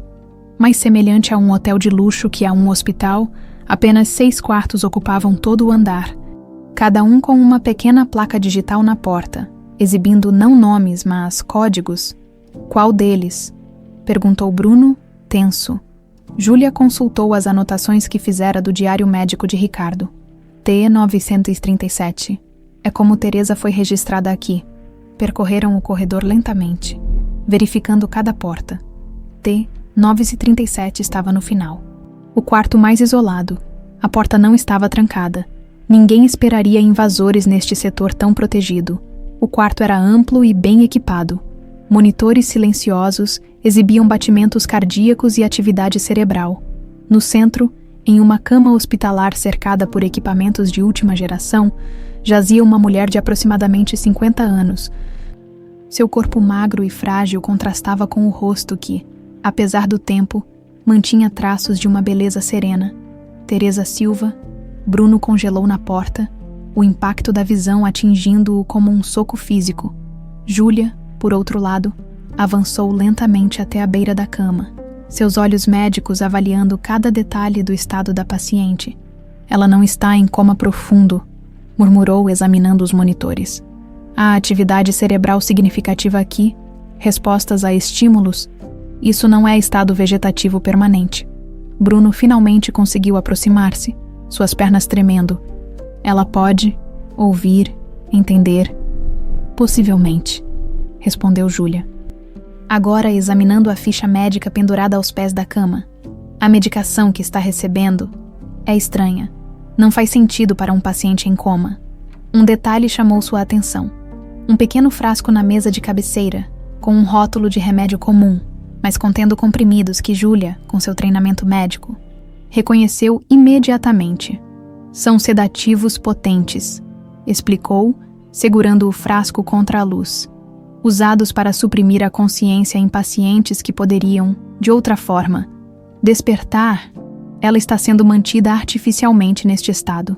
Bruno empalideceu, compreendendo a monstruosidade do que estava sendo revelado. Vanessa não apenas fingira que Teresa havia morrido.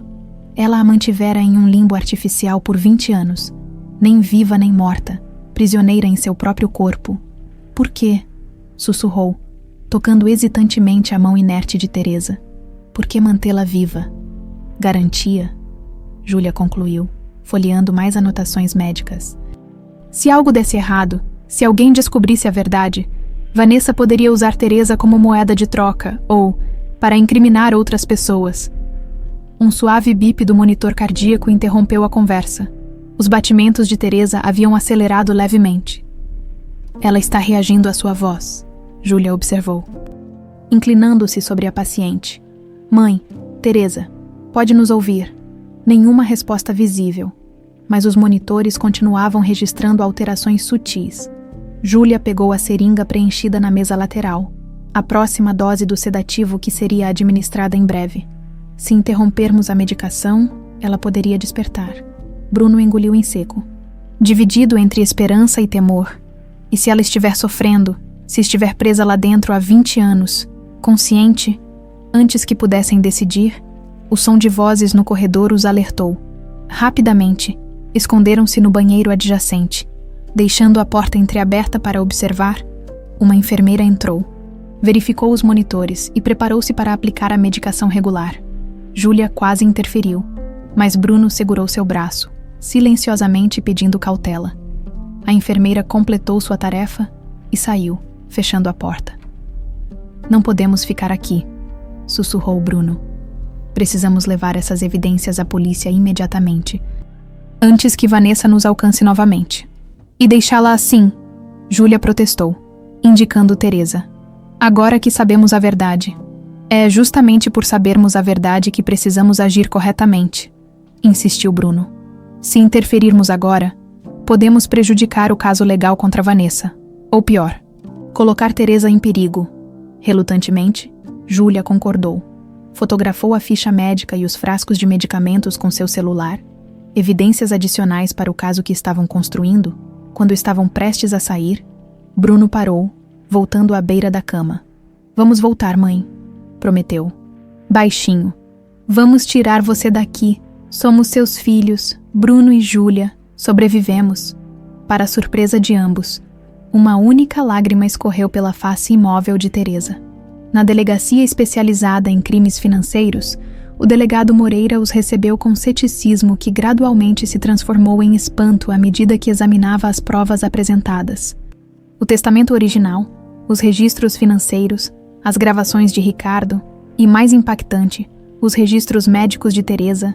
Isso é extraordinário, comentou ele, esfregando o rosto cansado. Um dos maiores casos de fraude corporativa e tentativa de homicídio que já vi. Não apenas tentativa, corrigiu Júlia. Meu pai foi assassinado e Teresa está efetivamente em cárcere privado há 20 anos. Precisaremos de mandados. O delegado começou a listar procedimentos. Para o hospital, para os registros financeiros originais, para a prisão de Vanessa e dos diretores envolvidos. Ela vai fugir, interrompeu Bruno. Se já não fugiu, tem recursos, contatos internacionais. Não se preocupe, respondeu Moreira, com a confiança de quem conhecia seu trabalho. Já alertei a Polícia Federal e a Interpol. Todas as saídas do país estão sendo monitoradas. Enquanto o delegado fazia ligações, Bruno e Júlia permaneceram na sala de espera. Exaustos física e emocionalmente, o café fraco da delegacia não conseguia combater o cansaço acumulado dos últimos dias. O que você acha que vai acontecer com Teresa? Perguntou Júlia, depois de um longo silêncio. Medicamente falando, respondeu Bruno, olhando para a irmã, a médica da família. As chances de recuperação, Júlia ponderou. Recordando os dados que vira nos monitores e na ficha médica, difícil dizer, o fato de haver reação a estímulos é promissor, mas depois de tanto tempo, teríamos que consultar especialistas. Odete, a fiel governanta, chegou à delegacia 1 hora depois, trazendo roupas limpas e notícias da mansão. Seu rosto envelhecido mostrava sinais de choro recente. Os policiais estiveram lá, relatou, sentando-se pesadamente. Reviraram tudo, principalmente o quarto de Vanessa. Encontraram um cofre secreto atrás do closet. O que havia dentro? Perguntou Bruno, inclinando-se ansiosamente. Passaportes falsos. Dinheiro em várias moedas. E... Odete fez uma pausa, suas mãos enrugadas tremendo levemente. Cartas, dezenas delas, escritas para Teresa ao longo dos anos. Vanessa as escrevia, mas nunca enviava, como um diário doentio. Você leu alguma? Júlia perguntou, intrigada por essa revelação sobre a psique de sua inimiga. Uma, admitiu Odete, datada de 5 anos atrás. Seus olhos marejaram. Dizia, querida Teresa, hoje Bruno formou-se com honras em administração. Você ficaria orgulhosa se pudesse vê-lo? Às vezes me pergunto se você me agradeceria por dar a ele a vida que você não poderia. Outras vezes sei que me amaldiçoaria pelo que fiz. De qualquer forma, continuamos nossa estranha dança. Eu, criando seu filho, enquanto mantenho você entre a vida e a morte. Um silêncio pesado caiu sobre eles. A complexidade psicológica de Vanessa.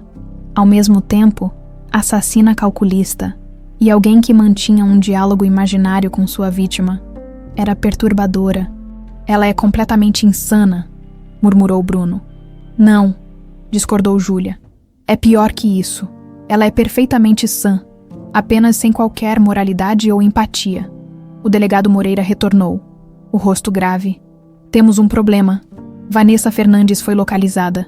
Isso não é bom, questionou Bruno. Ela está no Hospital São Lucas, continuou o delegado. Aparentemente chegou lá há cerca de 1 hora.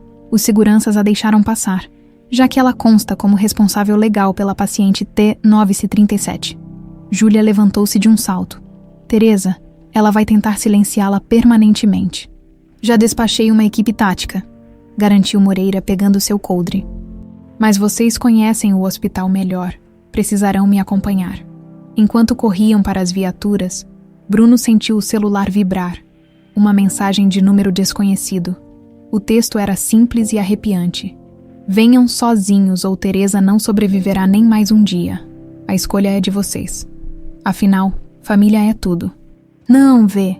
Bruno mostrou a mensagem para Júlia, longe dos olhos do delegado. Um entendimento silencioso passou entre os irmãos. Algumas batalhas precisavam ser enfrentadas em família, a caçada chegava ao fim, era a hora do confronto final. A chuva caía inclemente sobre São Paulo, quando as viaturas policiais partiram para o hospital, São Lucas.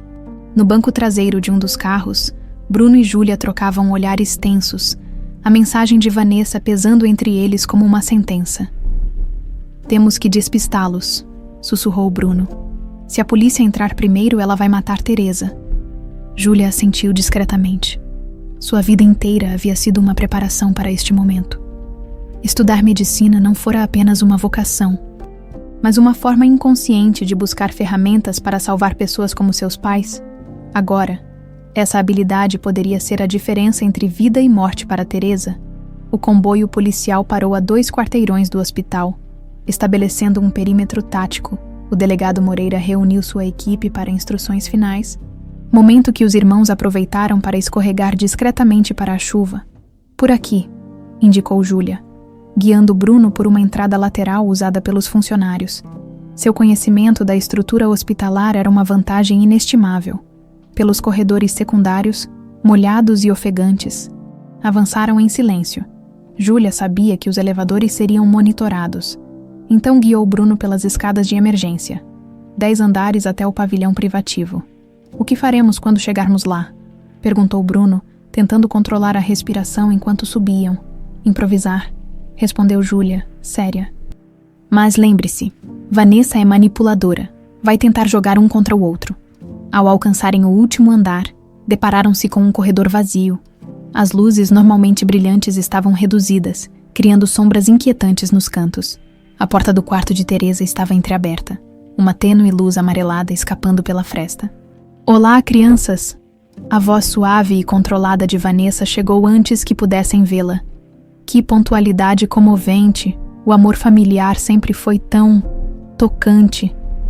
Ela estava sentada ao lado da cama de Teresa, elegante mesmo naquelas circunstâncias, como se estivesse em um jantar de gala e não prestes a ser presa por múltiplos crimes.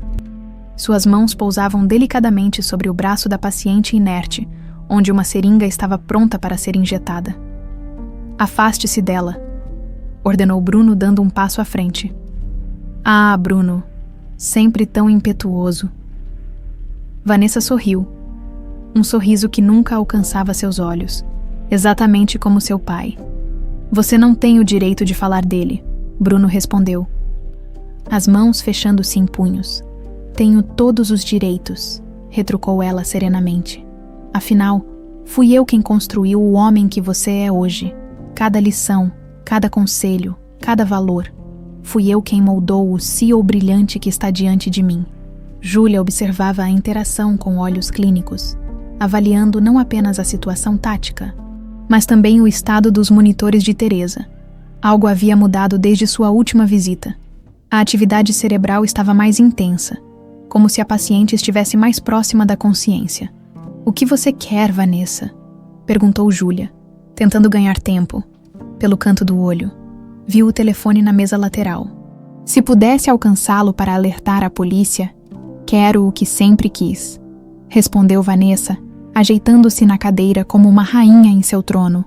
Segurança, liberdade, e vocês têm o poder de me conceder isso, entregando-nos no seu lugar. Bruno zombou. Oferecendo um acordo, corrigiu Vanessa. Tenho um avião esperando em um aeroporto privado. Tenho identidades novas e contas que a polícia nunca encontrará. Posso desaparecer para sempre e deixar Teresa viver. Por que acreditaríamos em você? Questionou Júlia. Depois de tudo que fez. Porque sou a única que sabe exatamente como reverter o estado dela. Vanessa indicou a seringa em sua mão. Isto não é veneno, queridos. É um composto experimental que pode trazer Teresa de volta. Anos de pesquisa financiados pelos cofres da Fernandes Corporação. Bruno e Júlia trocaram olhares incrédulos. Está mentindo, acusou Bruno. Sou muitas coisas, mas não sou estúpida, respondeu Vanessa calmamente. Sempre mantive Teresa como um seguro. Se um dia fosse descoberta, Poderia negociar com a única coisa que sei que vocês desejariam: uma mãe. Júlia estudou a seringa com olhos críticos. Sua formação médica lhe dizia que Vanessa poderia estar blefando, mas também sabia que existiam tratamentos experimentais para casos como o de Teresa. A polícia está cercando o hospital, informou Júlia. Não tem como escapar. Ah, mas tenho, sorriu Vanessa, revelando um pequeno controle remoto em sua outra mão. Este prédio tem um heliporto no telhado. Um helicóptero está esperando. Piloto pago generosamente para não fazer perguntas. E o que impede a polícia de simplesmente derrubá-lo? Desafiou Bruno. Vocês dois estarão comigo, respondeu Vanessa simplesmente. Como meus voluntários e ansiosos acompanhantes, claro. Ninguém arriscaria atirar em um helicóptero com os herdeiros Fernandes a bordo. O plano era audacioso. E o pior, poderia funcionar. Júlia deu um passo lateral, aproximando-se discretamente do telefone. Nem pense nisso, querida, advertiu Vanessa, apontando uma pequena pistola que tirou do bolso do casaco. Vocês realmente acham que eu viria desarmada? Naquele momento, um leve movimento na cama chamou a atenção de todos. A mão de Teresa havia se mexido. Não era um reflexo involuntário, mas um movimento deliberado. Ainda que fraco. Impossível, sussurrou Vanessa, momentaneamente distraída. Foi o suficiente. Bruno lançou-se para a frente, tentando alcançar a arma. Vanessa reagiu por instinto, disparando. O tiro errou por centímetros, atingindo o monitor cardíaco que explodiu em faíscas. Júlia aproveitou a confusão para correr até a cama, protegendo Teresa com o próprio corpo, enquanto tentava remover a seringa do braço da mãe. Vocês não entendem, gritou Vanessa, agora lutando com Bruno pelo controle da arma. Eu não tive escolha. Ricardo ia me abandonar, deixar-me sem nada depois de anos construindo aquele império junto dele. Você o envenenou, acusou Bruno. Matou meu pai e tentou matar minha irmã. Fiz o que precisava ser feito. A máscara de compostura de Vanessa finalmente caiu, revelando o rosto contorcido de uma mulher consumida pelo próprio ódio. Aquela vadiazinha ia tomar meu lugar. Uma simples empregada ia se tornar a senhora Fernandes. A luta os levou para perto da janela. A arma disparou novamente, estilhaçando o vidro e permitindo que a chuva invadisse o quarto. Bruno conseguiu torcer o braço de Vanessa, fazendo-a soltar a pistola, que deslizou para longe. Acabou, Vanessa, declarou ele, ofegante. Um sorriso estranho formou-se nos lábios dela. Nunca acaba, Bruno. É isso que você nunca entendeu sobre o mundo dos negócios e sobre a vida. Com um movimento rápido, ela empurrou Bruno para o lado e avançou em direção a Júlia, que ainda protegia Teresa. Se não posso ter o que construir, ninguém terá. Júlia, vendo Vanessa avançar como uma fera ferida, tomou uma decisão em fração de segundos. Pegou a seringa que havia removido do braço de Teresa e, com a precisão de uma médica, aplicou-a no pescoço de Vanessa quando esta se jogou sobre ela. O efeito foi quase imediato. Vanessa paralisou, os olhos arregalados em choque, cambaleou para trás, as mãos no pescoço, antes de desabar no chão. O que você fez? Perguntou Bruno, correndo para o lado da irmã. Apliquei o que quer que estivesse nesta seringa, respondeu Júlia, tremendo. Ela disse que não era veneno. Vanessa contorcia-se no chão, não em agonia, mas como alguém lutando contra um sono avassalador. Seus olhos, pela primeira vez desde que Júlia a conhecera, mostravam algo genuíno, medo. Vocês não entendem, murmurou Vanessa, as palavras já arrastadas. Teresa sabe, ela sempre soube, tudo. Um barulho na porta anunciou a chegada da polícia. O delegado Moreira entrou primeiro, arma em punho, seguido por uma equipe tática. Estão todos bem? Perguntou. Avaliando rapidamente a cena, antes que pudessem responder, um som fraco mas distinto veio da cama hospitalar. Uma voz rouca pelo desuso, mas inconfundivelmente humana. Meus filhos. Teresa Silva, após 20 anos no limbo entre vida e morte, havia aberto os olhos. Sua mão trêmula ergueu-se lentamente. Procurando algo ou alguém, Júlia e Bruno correram para o lado dela, cada um segurando uma de suas mãos. O tempo pareceu suspender-se enquanto mãe e filhos se reconheciam pela primeira vez em 2 décadas. Conheceria vocês em qualquer lugar, sussurrou Teresa, lágrimas silenciosas escorrendo por seu rosto envelhecido. Mesmo depois de tanto tempo, com esforço visível, ela moveu a mão direita, abrindo os dedos frágeis para revelar algo que mantivera escondido todos esses anos. Uma pequena medalha de ouro, idêntica às que Bruno e Júlia possuíam. Sempre soube que voltariam, continuou Teresa, a voz ganhando força a cada palavra. Guardei, para vocês, do outro lado do quarto. Enquanto os policiais a algemavam, Vanessa observava a cena com olhos semicerrados, já sucumbindo ao efeito da droga que ela mesma preparara. A última visão antes de sua consciência se apagar foi o que mais temera durante 20 anos. A família que tentara destruir. Finalmente reunida, a verdade, como a água, sempre encontra seu caminho para a superfície, por mais profundas que sejam as trevas. Por mais tempo que dure a noite, o despertar é inevitável. E para Teresa Silva, o despertar chegou nos olhos de seus filhos gêmeos, carregando o futuro que quase lhe fora roubado. 1 ano se passou desde a noite em que Teresa Silva abriu os olhos pela primeira vez em 2 décadas. A notícia do caso Fernandes estampou manchetes por meses. A história da herdeira sequestrada, da mãe mantida em coma induzido e da vilã que quase destruiu uma família por ambição, os tabloides chamaram de o crime do século. Os jornalistas sérios, de maior caso de fraude corporativa e tentativa de homicídio da história recente do país, a antiga mansão dos Fernandes, no Morumbi, já não existia como antes. A ala leste, incendiada durante o confronto no baile, fora completamente reformada e transformada em algo novo. O Centro Médico Teresa Silva, especializado em tratamento de pacientes em estado de coma e pesquisas neurológicas avançadas, Júlia, agora formada em medicina com honras, liderava a equipe de neurologistas do centro.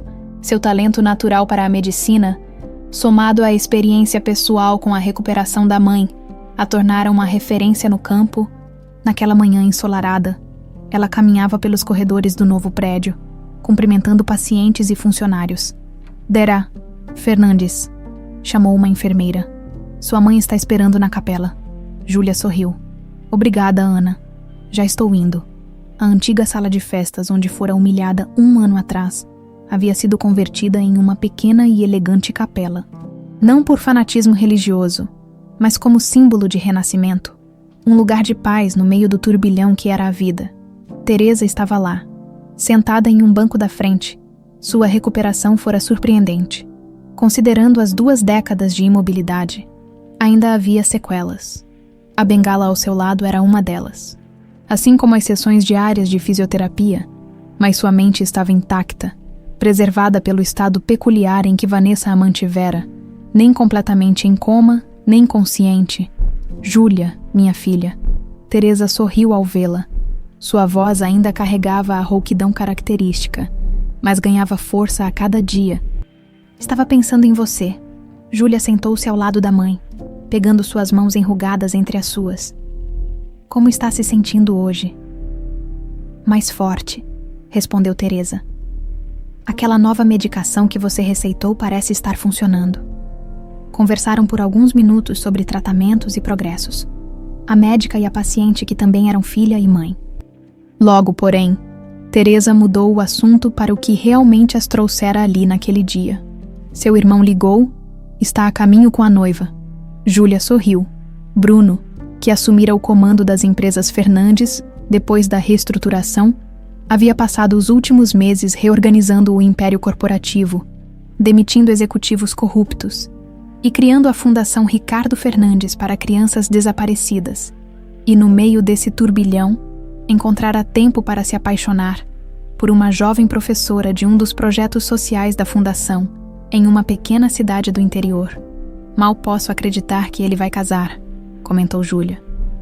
O Bruno que conhecia há 1 ano atrás jamais se interessaria por alguém fora do círculo social dele. As pessoas mudam, Teresa respondeu serenamente. A dor pode destruir ou transformar. Seu irmão escolheu a transformação. Júlia refletiu sobre essas palavras. Ela mesma mudara profundamente. A vingança que motivara sua aproximação inicial dos Fernandes dera lugar à compaixão, ao perdão e à reconstrução. O ódio que carregara por anos convertera-se em propósito. Um movimento na porta chamou a atenção das duas. Bruno entrou, segurando a mão de uma mulher jovem e simples, de beleza natural e sorriso tímido. "Mãe, Júlia", cumprimentou ele, caminhando até elas. "Esta é Mariana." As apresentações foram breves e calorosas. Mariana, professora primária que dedicava a vida a ensinar crianças carentes, conquistara o coração de Bruno justamente por sua autenticidade. Algo tão raro no mundo em que ele crescera. "Ela me ensinou o que é amor verdadeiro", Bruno explicou, olhando para a noiva com admiração sincera. Depois de uma vida inteira sendo ensinado a valorizar poder, dinheiro e status, encontrei alguém que me mostrou que o verdadeiro valor está nas coisas mais simples. Teresa olhou para os 3 jovens à sua frente, olhos marejados de emoção. "Se Ricardo pudesse ver isto, ele pode", respondeu Júlia, indicando o altar da pequena capela. Ali, dentro de uma redoma de cristal, as 3 medalhas da família Fernandes estavam dispostas em forma de triângulo. A de Ricardo, a de Bruno e a de Júlia, ao centro, a pequena medalha que Teresa guardara entre seus dedos imóveis por 20 anos. "Sanguis sanguinem quaerit", recitou Teresa, a inscrição em latim gravada nas medalhas. "O sangue chama o sangue." Nem mesmo 2 décadas de separação puderam romper esse chamado, completou Bruno. Sebastião, o velho motorista que agora ocupava um cargo de honra na fundação, entrou discretamente na capela. "Perdoem a interrupção, mas os convidados da cerimônia estão chegando." A cerimônia em questão não era apenas a celebração do noivado de Bruno e Mariana, era também a inauguração oficial do Centro Médico Teresa Silva e o lançamento do programa de bolsas de estudo para jovens de baixa renda que sonhavam com a carreira médica. Antes de saírem da capela, Júlia parou por um momento, olhando para o altar com as medalhas. "Pensando nos seus pais adotivos?", perguntou Teresa, sempre intuitiva. "Sim", respondeu Júlia. "Dona Lourdes e seu Antônio me deram tudo o que podiam, mesmo tendo tão pouco. Graças a eles, sobrevivi e me tornei quem sou hoje." "E graças a você. Todos nós sobrevivemos." Teresa apertou a mão da filha. "A bolsa de estudos leva o nome deles. É uma homenagem linda." Enquanto caminhavam para o salão principal, onde autoridades, médicos e beneficiários das novas iniciativas aguardavam, Bruno se aproximou da irmã. "Já se passou 1 ano", comentou ele. "Às vezes parece que foi ontem. Outras vezes sinto como se tivesse sido em outra vida." "E Vanessa?", perguntou Júlia, abaixando a voz. Era um assunto raramente mencionado. "Ainda na mesma clínica psiquiátrica", respondeu Bruno. "Os médicos dizem que a substância que você injetou nela naquela noite, combinada com seu estado mental já instável, causou uma espécie de catatonia. É como se ela estivesse presa em seu próprio corpo. Uma ironia do destino." Júlia assentiu silenciosamente. Como médica, sabia que poderia haver tratamentos, mas como pessoa que quase perdera tudo por causa de Vanessa, não conseguia deixar de ver uma justiça poética na situação. No salão principal, dezenas de jovens com jalecos brancos, os primeiros beneficiários do programa de bolsas, aguardavam ansiosamente, ao lado deles, antigos empregados da mansão, agora funcionários do centro médico, incluindo Odete, que fora promovida a administradora. "Pronta para o discurso?", perguntou Bruno. Júlia respirou fundo. "Sempre sonhei em salvar vidas como médica. Nunca imaginei que começaria salvando a minha própria família." Teresa, apoiada em sua bengala, avançou para o centro do palco improvisado, seguida pelos filhos gêmeos e pela futura nora. Diante do microfone, olhou para a plateia diversificada, da elite empresarial de São Paulo, aos humildes trabalhadores que ajudaram a reconstruir o local após o incêndio. "Há 1 ano, eu despertei de um sono que durou 20 anos, começou Teresa, a voz embargada pela emoção, mas firme em seu propósito. "Ao abrir os olhos, encontrei não apenas meus filhos, que eu acreditava ter perdido para sempre, mas também uma segunda chance, uma oportunidade de reconstruir não apenas nossas vidas, mas o significado do nome Fernandes." Júlia e Bruno posicionaram-se ao lado da mãe, formando uma imagem que logo estamparia as capas dos jornais do dia seguinte. A família renascida das cinzas de uma tragédia. O verdadeiro tesouro dos Fernandes nunca esteve em suas empresas ou mansões, continuou Teresa, mas na capacidade de reconstruir, a partir das cinzas da tragédia, um legado de compaixão e justiça que nenhuma fortuna poderia comprar. Enquanto aplausos preenchiam o salão, Júlia observava o irmão, a mãe e toda a nova vida que florescera das ruínas de um passado sombrio. Pensou em sua jornada, que começara como um plano de vingança e transformara-se em uma missão de cura, não apenas para sua família, mas para centenas de outras que se beneficiariam do novo centro médico. Algumas vezes, refletiu para si mesma, enquanto a celebração continuava. É preciso perder tudo para descobrir o que realmente importa, e às vezes o destino tem um plano maior que nossos pequenos desejos de vingança. E assim, da humilhação pública que um dia sofrera, nasceu não apenas a redenção de uma família despedaçada, mas também a cura para milhares de outros corações, partidos pelo mesmo sistema de privilégios e poder que quase destruiu os Fernandes. As 3 medalhas, agora reunidas, simbolizavam não apenas o passado recuperado, mas um futuro construído sobre verdade, justiça e o mais poderoso dos laços, o sangue que chama o sangue, através do tempo, da distância e até mesmo do próprio esquecimento.